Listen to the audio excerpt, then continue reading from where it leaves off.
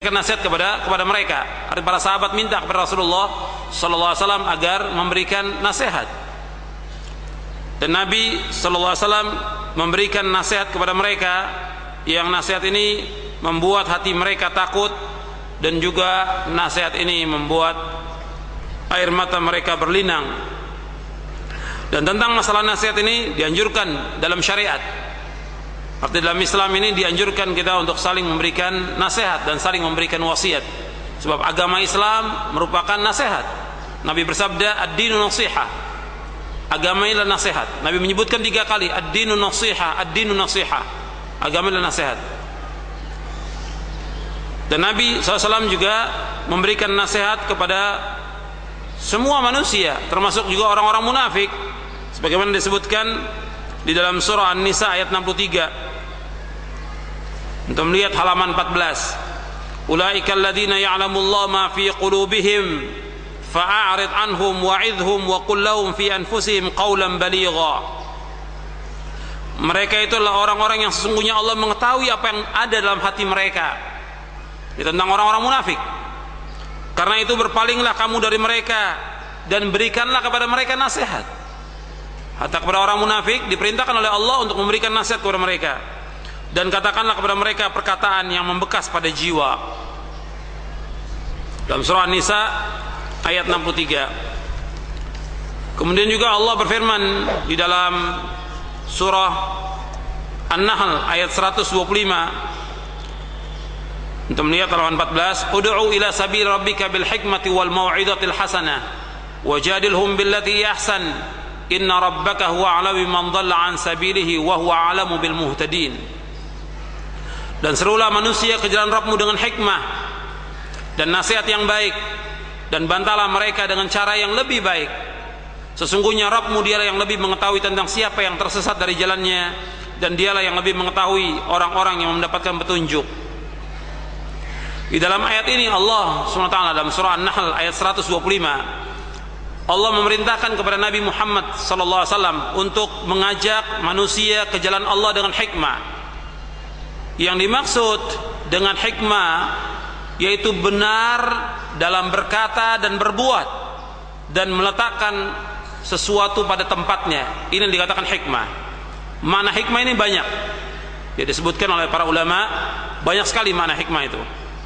Ada yang menyebutkan dengan Injil, menyebutkan dengan Quran, menyebutkan dengan kenabian, menyebutkan dengan kebaikan yang banyak, menyebutkan dengan sunnah dan yang lainnya.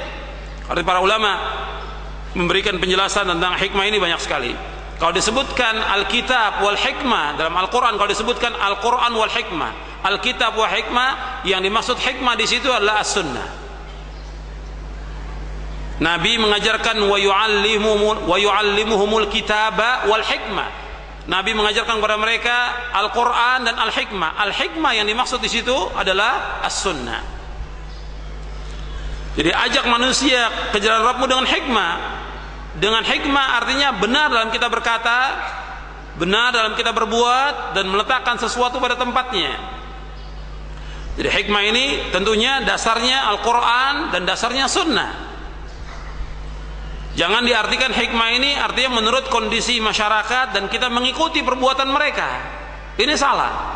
Jadi ada yang mengartikan dakwah itu harus dengan hikmah. Maksudnya hikmah menurut mereka apa? Kita ikut. Kalau orang berbuat syirik ya ikut, berbuat bid'ah ya ikut. Itu bukan hikmah, itu menyesatkan manusia. Yang dikatakan hikmah, kita dakwah sesuai dengan Quran wa sunnah ala fahmi salaf. Itu hikmah namanya. Berkata dengan benar yang sumbernya dari Al-Quran dan sunnah. Berbuat dengan benar yang sumbernya Al-Quran dan sunnah. Kemudian meletakkan sesuatu pada tempatnya. Jadi kita lihat kondisi dari mad'u yang kita dakwahkan, apa yang harus kita sampaikan lebih dahulu. Itu dengan hikmah. Wal mau'izatil hasanah, dan ajak mereka dan nasihati mereka dengan cara yang baik. Ini yang menjadi syahid kata kalimat nasihat di sini, yaitu nasihati mereka dengan nasihat yang baik. Wajadilhum billati hiya ahsan, dan bantahlah mereka dengan cara yang lebih baik. Inna rabbaka huwa a'lamu biman dhalla an sabilihi wa huwa a'lamu bil muhtadin. Sesungguhnya Rabb kamu, dia yang lebih mengetahui tentang orang-orang yang sesat dari jalannya, dan dia lebih mengetahui tentang orang-orang yang mendapatkan petunjuk. Kemudian agama adalah nasihat. Sebagaimana Nabi bersabda, ad-dinun nasihah, ad-dinun nasihah, ad-dinun nasihah. Qalu liman ya Rasulullah? Qala lillahi wa li kitabihi wa li rasulihi wa li a'immatil muslimina aw lil mu'minina wa 'ammatihim. Agama itulah nasihat. Agama adalah nasihat, agama adalah nasihat. Mereka para sahabat bertanya, untuk siapa wahai Rasulullah? Rasulullah SAW menjawab, untuk Allah, kitabnya, rasulnya, pemimpin kaum muslimin atau pemimpin kaum mukminin, dan bagi kaum muslimin pada umumnya. Hadis ini sahih, diriwayatkan oleh Imam Muslim, Abu Daud, Nasai, Ibnu Hibban, Ahmad, dan Baihaqi dari sahabat Abu Ruqayyah Tamim bin Aus Ad-Dari radhiyallahu an. Di sini disebutkan yaitu agama nasihat. Untuk siapa? Untuk Allah. Maksudnya nasihat untuk Allah dengan mentauhidkan Allah, menjauhkan syirik. Itu nasihat untuk Allah. Itu ringkasnya. Kemudian nasihat untuk kitabnya, kita beriman kepada Al-Quran dan kepada isinya, dan wajib bagi kita untuk mengamalkannya. Nasihat kepada Rasulnya dengan kita mengimani Rasulullah SAW, dan kita wajib memenuhi hak-hak Rasulullah. Kalau nasihat kepada Allah, kita memenuhi hak Allah, yaitu hak Allah, kita mentauhidkan Allah, menjauhkan syirik. Dan hak Rasulullah, kita wajib mentaati beliau, menjauhkan apa yang beliau larang, membenarkan apa yang beliau sampaikan, dan kita beribadah menurut apa yang beliau syariatkan. Ini haknya Rasulullah. Kemudian imam kaum muslimin dan imam kaum mukminin nanti kita akan bahas, yaitu tentang as-sam'u wa ta'ah, tentang mendengar dan taat. Wa ammatihim, dan nasihat kepada kaum muslimin, artinya memberikan nasihat kepada mereka dengan cara yang baik.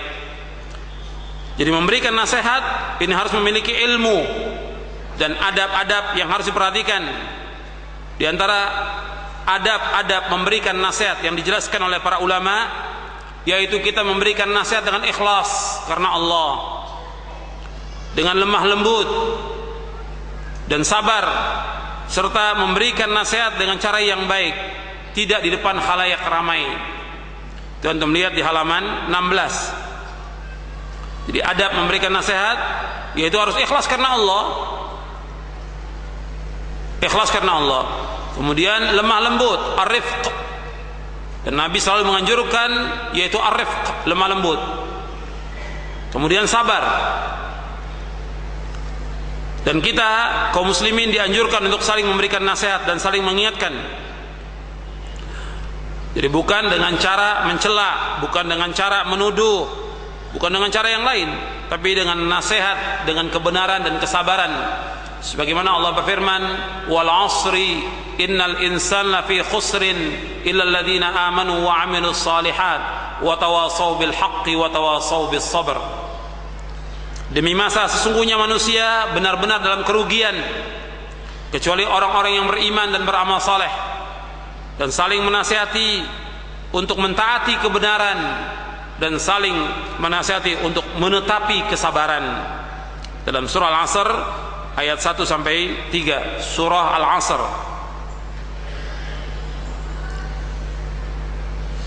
Kemudian di dalam hadis juga Nabi menganjurkan kita, kalau ada orang meminta nasihat, dianjurkan untuk memberikan nasihat kepada mereka. Wa idza stansahaka fansah lahu. Dan jika apabila ada orang meminta nasihat, maka hendaklah kamu memberikan nasihat. Begitu juga dalam rumah tangga, diperintahkan oleh Allah untuk saling memberikan nasihat. Kalau istri berbuat nusyuz, istri berbuat durhaka, diperintahkan untuk diberikan nasihat. Wallati takhafuna nusyuzahunna fa'idhuhun. Dan wanita-wanita yang kalian khawatir dia berbuat durhaka kepada kalian, maka kata Allah, fa'idhuhun, nasihati mereka. Kemudian kalau nasihati tidak mempan, dia tidak mau, fahjuruhunna fil madaji', tinggalkan mereka di tempat tidur mereka. Kemudian juga tidak jera, fadribuhun, kemudian pukullah mereka. Fa in ata'nakum fala tabghu 'alaihinna sabila. Dan apabila mereka taat, maka jangan kamu mencari jalan untuk menyusahkan mereka.